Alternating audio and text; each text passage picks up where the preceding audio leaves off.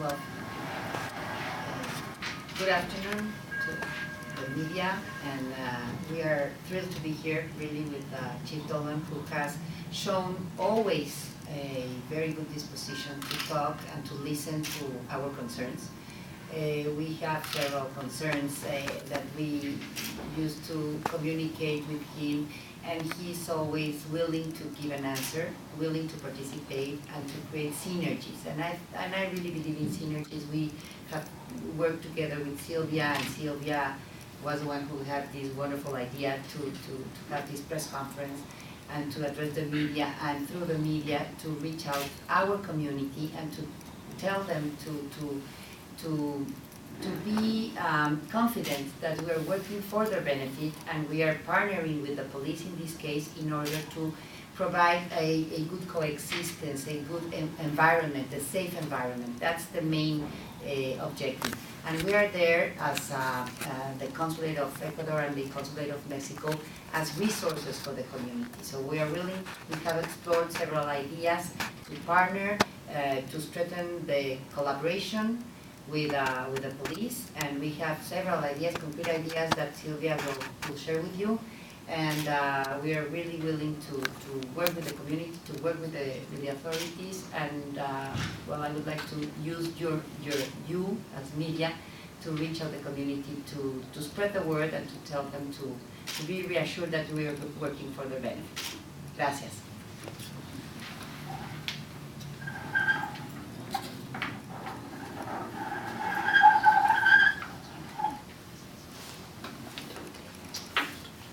Thank you all for being here. Thank you, Dolan, for hosting us, and thank you for always being open to our concerns and to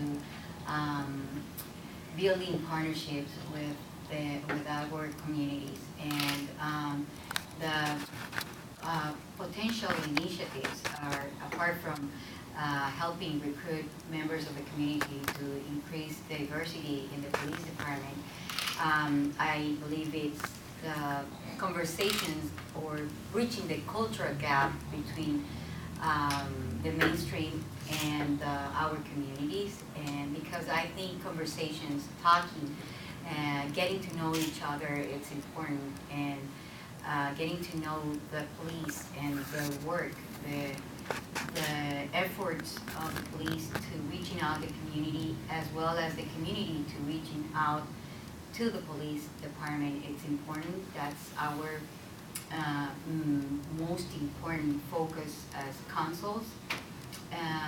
We want to make sure that we work together to protect our communities, to build healthy environment, to talk about the concerns, but also to learn that the police does the job, to understand what the job of the police department is. And that's where we are working for. We agreed on restart the forums, the informative forums, between, just informative forums from the police to the community. And I think, as Annalisa said, it's important for us, your support as the media, because that's the only way that the community can learn from what all of us are working on. And apart from that, happy St. Valentine's Day, and we welcome questions. Hi, my name is Gustavo from Univision.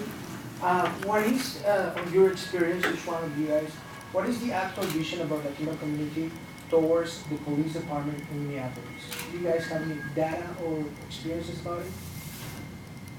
Alicia, it's a friendly police department, or what do they need to know about it? Well, I think that's a very important question. I do think, as we talk in the meeting previous to the press conference, I think many people think, there are comments anywhere, or there are, for the most part, the police department is doing a great job in approaching the community, but you know, their job is also to protect, to do their job, you know, to do the enforcement of the law. So in that respect, the Latino community does a wonderful job, because I do think that we have a good relationship with the police, but we have to also be aware that we have to be abided by the law and play by the rules. So if, you know, maybe more information, I think communication is key. Communication about, you know, makes us learn and understand the law and also comply with the law. So that's what we are here for, to communicate what does the police want from us and what does we need from the police. You both said, I'm sorry, we'll just start reviewing here locally. You both said that Chief Dolan's been open to listening to your concerns. Can you just say what your concerns are? Well, we talked about, and this goes to the previous question, we talked about profile, you know, and, you know, we understand that, you know, when anybody gets stopped, they feel like they, you know, a little bit, why was I stopped? And I think, you know, we have those dialogues with the community. You know, we say, you know, if you're driving without a headlight or a tail light, we can see you for 3-4 blocks away, and we're going to stop that car. You know, you're going to get stopped. So don't do that. I mean, that's not smart to do that. The other thing, though, is talking about, you know, if you are cited for a violation, or you have a violation of some sort, you need to have valid identification, or you're going to end up going downtown and get booked, and they're going to check your, you know, immigration status and other things, and you're going to be what. But not the police. Yeah, Police is not the right. Yeah. So but you're going to be detained, and maybe detained unnecessarily because you don't have that identification. And we expand our identification here in Minneapolis. We take identification from both consulates that we include in our list of what we accept as valid identification. So we're trying to reach out, but we need to, you know, constantly communicate that what we do, why we do it, and what you can best do to not be unnecessarily detained. So we had some of those conversations. If I may, just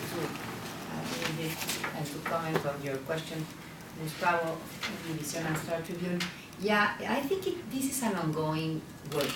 We have to, you know, there are challenges all the time because the community is dynamic, as well as the state, as well as the needs. So we have to continue discussing and having these conversations. That's why the idea of getting together frequently to have this forum to inform our community about their rights, but also their obligations, because it's a shared responsibility. And they have to abide by the rules because there are consequences if they don't. So we have to educate. So it's a big part of education, and we are willing to do that together with the police in order to let them know how to behave, what are the kind of documents that are accepted as an ID, the matricula consular that we use, it's accepted by the police. But sometimes we have to reinforce that. So we have to do our job in terms of educating the community in the broad sense of the word. But in this task, we have to partner. We have to partner with the consulates, the two consulates, and together with authorities in order to send a real message. What is their real purpose? It's not to persecute people and because of the sake of doing that, but to create a much more safe environment, and we are here to do that. Have there also been concerns expressed about any worries, concerns about folks being detained and perhaps deported? Anybody here who is not documented? But those were concerns as well? Absolutely. We have talked about this in a very transparent way. A main concern from the communities that they are sometimes detained and they end up being deported. Because, well, there's a hold of immigration that it's beyond the capacity of the police to do that, because they go to the county. So that's another authority, that's another thing that we discussed. It's confusing because there are many badges. There's a badge, but many police, or the sheriff is not like the police, it's not the same. So it's complex in terms of the organization. So we have to, again, educate about this. I mean, the police is not taking the people to immigration, but they are taken to immigration, and they have the hold of immigration because then ICE enters and gets in because there's a hold, and in the Hennepin County, I mean, this goes beyond. But as long as we educate our community, and in the meantime, at the federal level, they are doing their job in terms of how to reach a migratory reform, which is another discussion. But that transcends, that goes beyond our capability, because we don't have the power to decide. That's a federal issue. Hi, Wilmer Diaz from La Conexión Latina. It comes a lot of questions after what you said, some of them are already answered. But one that I kind of catch with this is the problem is education. Unfortunately, Latino people come over here, they put their head down and just work. And there's many resources out there, internet and stuff, but they don't have time for it. Are you guys planning on some type of I don't know, any exposition that you can do, come to Mexican parade, come to Ecuadorian parade, bring all your stuff, show them what you do, and besides that,